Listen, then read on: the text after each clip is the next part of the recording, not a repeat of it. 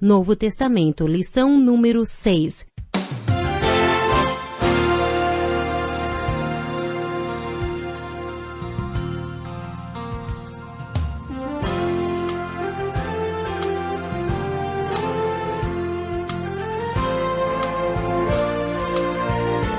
Vivemos em um mundo onde a onda de terror e desastres tentam roubar a nossa paz, onde o mal sempre está tentando prevalecer. Mas vemos pela palavra de Deus desde o Antigo Testamento que o cuidado de Deus para com aqueles que o temem e o buscam é muito real e permanente. Fique atento a mais um programa Encontro com a Palavra. Aqui apresentamos a palavra de Deus como resposta a todas as mais difíceis questões da vida. Agora com você, Pastor Edson Bruno.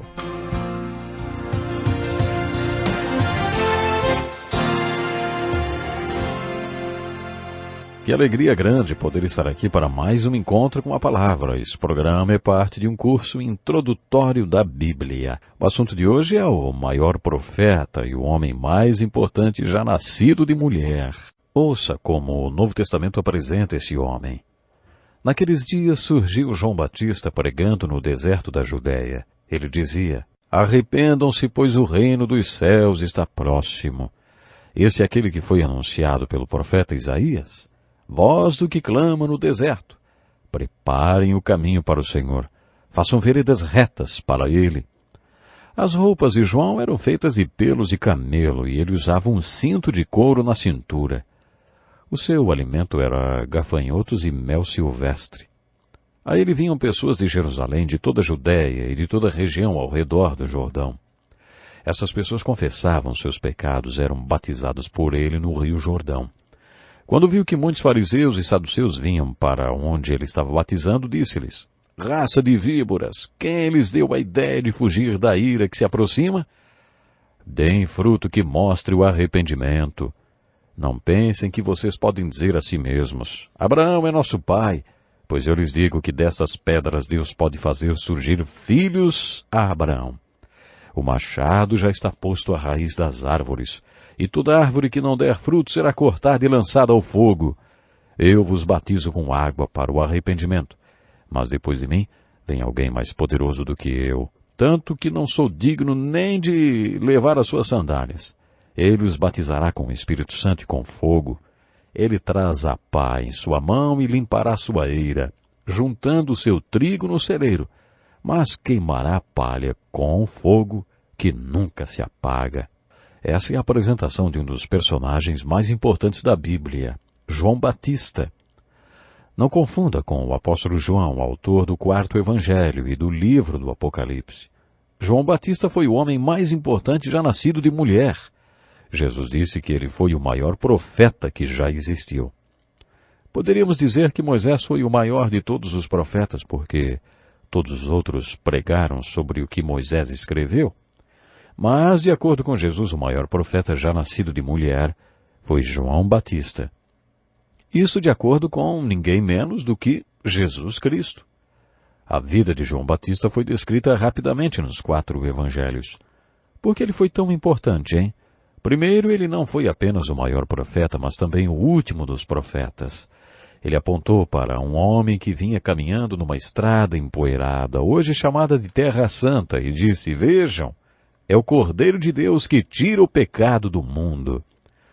João Batista foi o último profeta messiânico que, literalmente, apresentou ao povo de Deus o seu Messias. João também foi um grande pregador. Antes de um pregador como Billy Graham ir para uma cidade, é necessário que se mostre que essa cidade se concentra aí uma grande população e que, na hora certa, o povo vai comparecer. Às vezes, uma equipe trabalha na preparação desse evento com 2 anos de antecedência. O interessante é que o grande pregador João Batista não procurou os grandes centros. Ele foi para o deserto, para o sul de Jerusalém. Hoje, se você visitar Jerusalém, poderá fazer um passeio de ônibus para o sul de Jerusalém. Depois de viajar algumas horas, o guia vai mostrar para você a região do Jordão e o local onde João Batista pregava. Os 4 evangelhos relatam que todo o povo de Jerusalém e da Judéia caminhava até aquele lugar, que fica a uma distância de pelo menos 2 dias de caminhada. Por que eles faziam isso, hein? Porque os fariseus e os saduceus deixavam seus muitos livros e rolos para irem até lá. Certa ocasião, Jesus lhes fez essa pergunta. O que vocês foram ver no deserto? Um caniço agitado pelo vento? Ou o que vocês foram ver? Um homem vestido de roupas finas? Ora, os que usam roupas finas estão nos palácios dos reis. Afinal, o que vocês foram ver, hein? Um profeta? Este é aquele a respeito de quem está escrito, ele prepara o teu caminho diante de ti. Dá para imaginar um pregador que pregasse tão bem que toda a população da cidade grande saísse para o interior só para ouvi-lo? Imagine, o pregador ficava lá no deserto e toda a população saía da cidade e ia para o interior para ouvi-lo. Ele deveria ser um pregador e tanto, hein? Pois João Batista era assim. João Batista era forte e musculoso e só tinha 31 anos quando terminou sua obra. Ele tinha um peito peludo e usava roupas de pele de animais. Talvez o comentário de uma pessoa que o ouvia seria assim: já faz 1 ano que ouço sua pregação, estou muito impressionado. Gostaria de ser batizado e de me tornar membro da igreja dele. Sabe como João Batista responderia a isso? Raça de víboras! Quem lhes deu a ideia de fugir da ira que se aproxima? João Batista era esse tipo de pregador. Deus tinha dado ao João Batista uma missão. Ele deveria apresentar o Messias. Sua tarefa não era simplesmente apontar para Jesus e dizer, vejam, é o Cordeiro de Deus que tira o pecado do mundo. Ele tinha que preparar o caminho para o Messias. Ele foi como uma estrada pela qual o Messias viajaria. Essa foi a função de João. Essa foi sua missão. E foi exatamente o que João Batista fez. João disse que um dos sinais de sua grandeza era que ele terminaria o seu trabalho onde Jesus começaria o dele quando viesse.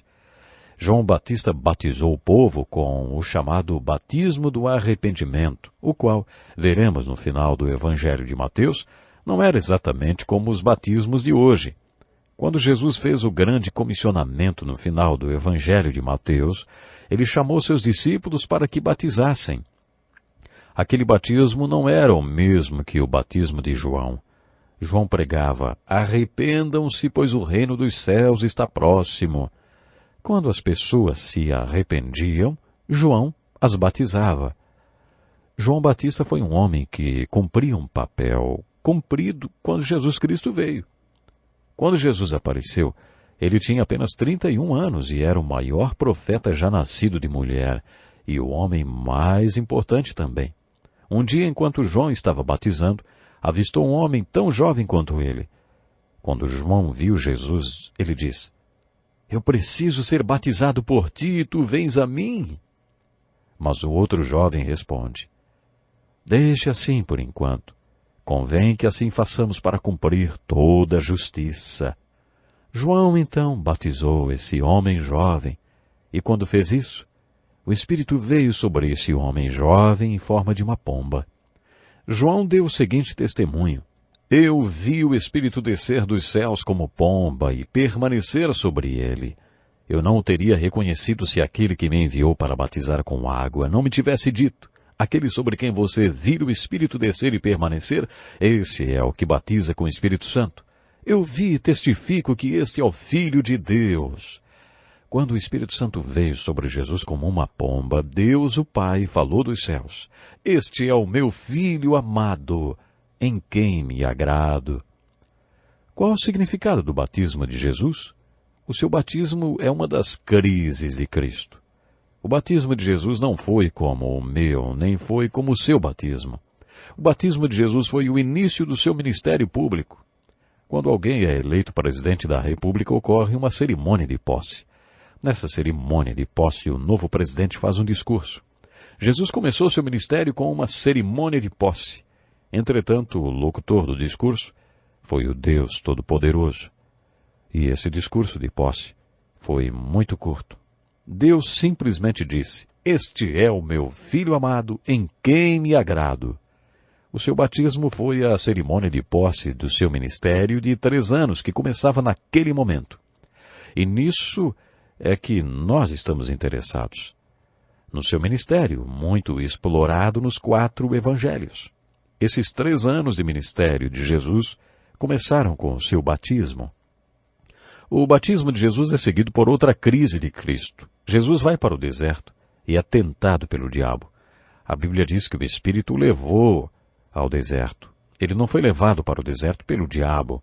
O Espírito o levou ao deserto e no deserto Jesus se confrontou com Satanás. No deserto, Satanás o tentou 3 vezes. O ataque de Satanás sobre Jesus teve 3 níveis. No primeiro, o tentador aproximou-se de Jesus e disse: "Se és o Filho de Deus, manda que essas pedras se transformem em pães."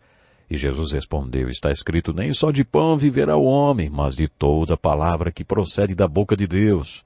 Essa foi a primeira tentação. Então o diabo o levou à cidade santa, colocou-o na parte mais alta do templo e lhe disse: "Se és filho de Deus, joga-te daqui para baixo. Pois está escrito, ele dará ordens a seus anjos a seu respeito, e com as mãos eles os segurarão, para que você não tropece em alguma pedra." Ao que respondeu Jesus: "Também está escrito, não põe à prova o Senhor, o seu Deus." Outra vez o diabo o levou a uma montanha e lhe mostrou todos os reinos do mundo e seu esplendor. "Tudo isso te darei, se prostrares e me adorares." Jesus respondeu: "Retire-se, Satanás, pois está escrito, adore o Senhor, o seu Deus, e só a Ele preste culto." Qual o significado dessas crises de Cristo e da tentação de Cristo no deserto? Bem, em primeiro lugar, precisamos ver a tentação de Jesus Cristo no deserto como outra batalha entre o Filho de Deus e Satanás. Essa não é a primeira vez que eles se confrontam. Se você acompanhou conosco o estudo do Velho Testamento, deve se lembrar que no 3º capítulo de Gênesis conhecemos um homem que foi chamado Filho de Deus. Nos últimos versículos de Lucas capítulo 3, onde encontramos a genealogia até Adão, Lucas refere-se a Adão como o Filho de Deus. Eles são as 2 únicas pessoas nas Escrituras que são chamadas de o Filho de Deus. Adão significa homem. Esse Adão de Gênesis 3 era o homem de Deus. Deus formou o homem e esse homem era o que Deus tinha planejado que fosse. Esse homem foi chamado de o Filho de Deus e seu nome era Adão. Adão foi colocado num jardim e foi tentado por Satanás. Só que Adão perdeu essa batalha contra Satanás e desde então estamos vivendo sob as consequências dessa derrota. O primeiro Filho de Deus não passou no teste da tentação. Quando Satanás tentou Jesus, sabia que Jesus estava em jejum havia 40 dias e 40 noites. Algumas pessoas jejuam por 40 dias seguindo um certo padrão. Por exemplo, não comem durante o dia, mas fazem uma refeição ao final dele. Jesus estava jejuando há 40 dias. Isso mostra o limite que o ser humano pode ir sem comida. Jesus estava com muita fome quando Satanás disse: "Se és filho de Deus, manda que essas pedras se transformem em pães." Qual foi a resposta de Jesus, hein? Está escrito.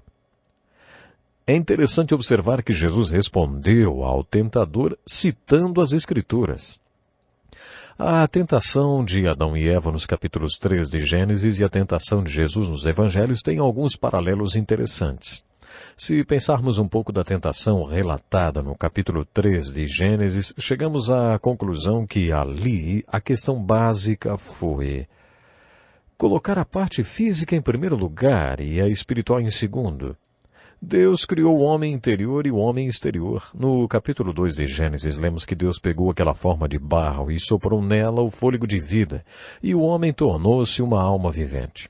Esse processo de criação de Deus resultou no homem exterior e no homem interior. Por toda a Bíblia, lemos que o homem interior é a dimensão mais importante, porque o interior é eterno. A dimensão interior do homem é a parte que foi criada à imagem e semelhança de Deus. Por isso a Bíblia nos exorta a valorizar o homem interior. Portanto, o homem espiritual é mais valorizado do que o material, o físico, o homem exterior.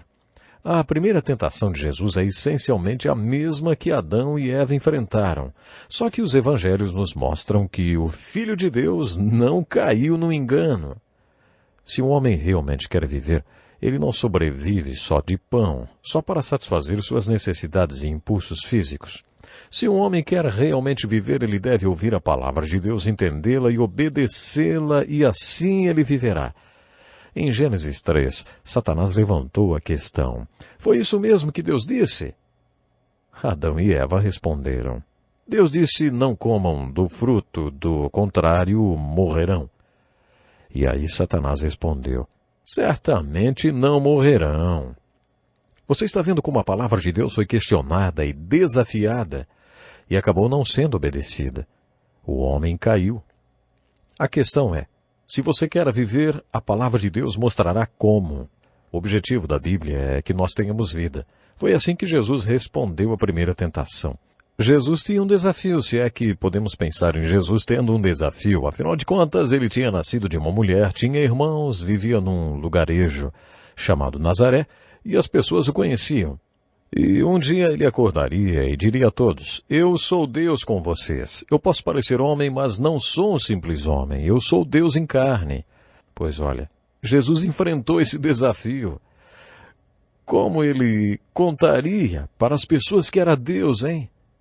Satanás tentou Jesus pela segunda vez assim, ó. Então o diabo levou-o à cidade santa, colocou-o na parte mais alta do templo e lhe disse, se és filho de Deus, joga-te daqui para baixo. Pois está escrito, ele dará ordens a seus anjos a seu respeito e com as mãos eles os segurarão para que você não tropece em alguma pedra. Como você pode perceber, Satanás também cita as Escrituras e Jesus, mais uma vez, responde com as Escrituras. Também está escrito, não põe à prova o Senhor, o seu Deus. Nunca vamos esquecer quando fomos levar nossa filha caçula para o seu primeiro ano na faculdade. Sua intenção era estudar línguas e ela se inscreveu para alemão, francês e hebraico. Enquanto fazíamos sua matrícula, eu pensava, até que não seria má ideia chamar o chefe do departamento de línguas e dizer para ele, essa é a nossa filhinha caçula e gostaríamos de ter uma palavrinha com o Senhor sobre ela. Ela não gosta de prova, fica muito nervosa e por isso gostaríamos de pedir que o Senhor não aplicasse nenhuma prova nela enquanto estiver estudando por aqui. Vocês acham que ela seria aceita na escola?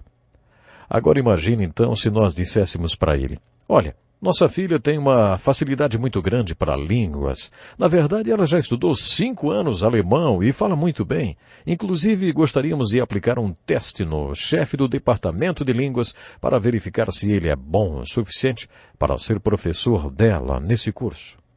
E agora, hein? Será que ela seria aceita? Jesus estava dizendo para Satanás, quando um homem se matricula na faculdade da fé, não é ele que tem que testar a Deus. Não, ele não tem que testar a Deus. É Deus que vai testá-lo, quando e como quiser, porque é assim que funciona o jogo da fé. De onde tiramos a ideia que podemos testar Deus? Ou que Deus tem que nos provar alguma coisa? Essa foi a essência da segunda tentação de Satanás. Para entendermos como Satanás tentou Jesus pela terceira vez, devemos compreender a mensagem presente em toda a Bíblia. Muitas e muitas vezes essa mensagem pode ser sintetizada em uma frase. Deus em primeiro lugar. Colocar Deus em primeiro lugar não é fácil, mas também não é complicado. Se Deus estiver em primeiro lugar, ninguém mais fica em primeiro. Pronto, simples. Quando Satanás tentou Jesus pela terceira vez, ele atacou justamente essa questão. Colocar outra pessoa que não seja Deus em primeiro lugar. Mas, pela terceira vez, Jesus respondeu com as Escrituras, dizendo, está escrito, adore o Senhor, o seu Deus, e só a Ele preste culto. Se você serve a Deus, não pode servir a mais ninguém. O Senhor é meu pastor. Se o Senhor é meu pastor, como outra pessoa vai ser meu pastor também? Será que dá para minha mulher ser o meu pastor? Os meus pais. Se eu for adulto e meus pais disserem, não, você não vai para o campo missionário, nem vai ser pastor. Quem é meu pastor nesse caso? Deus ou os meus pais, hein? Essa questão é enfatizada nos ensinamentos de Jesus. Um exemplo disso é o texto de Lucas, capítulo 14, do versículo 25 a 35.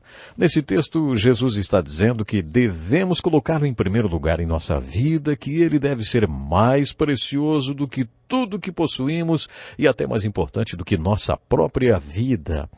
Esse é o ensinamento de Jesus e foi assim que ele combateu o diabo. Jesus disse, Deus em primeiro lugar, sempre. Quando Jesus repreendeu Satanás nesses 3 níveis, Satanás o deixou. Mas creio que Satanás tentou Jesus nesses 3 níveis durante todo o tempo em que Jesus viveu na terra. Creio que Jesus sofreu esse ataque constante e incansável de Satanás. Qual é o significado dessas crises de Cristo? Os teólogos questionam. Ele poderia ter caído em tentação? Será que enquanto Jesus estava sendo tentado no deserto, Deus estava lá na janela do céu assistindo a tudo e pensando, o primeiro Adão não conseguiu. Será que esse consegue? Você acha que era assim? Não. De acordo com os teólogos, Jesus jamais teria caído. A pergunta seguinte é, então por que ele foi tentado, hein? Existia uma história de uma ponte ferroviária que tinha acabado de ser construída e seria testada.